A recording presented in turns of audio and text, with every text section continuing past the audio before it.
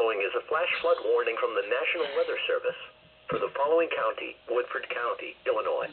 The National Weather Service in Lincoln has issued a flash flood warning for eastern Woodford County in central Illinois until 2 o'clock a.m. Dude, this is the same. 7:49 p.m. Oh my gosh. National Weather Service Doppler radar indicated slow-moving thunderstorms with very heavy rainfall across the warned area.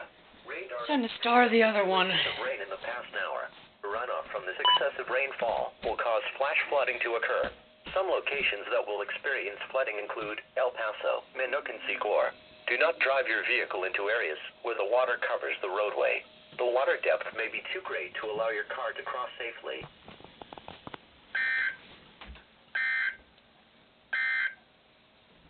Severe thunderstorm watch number 535 remains in effect until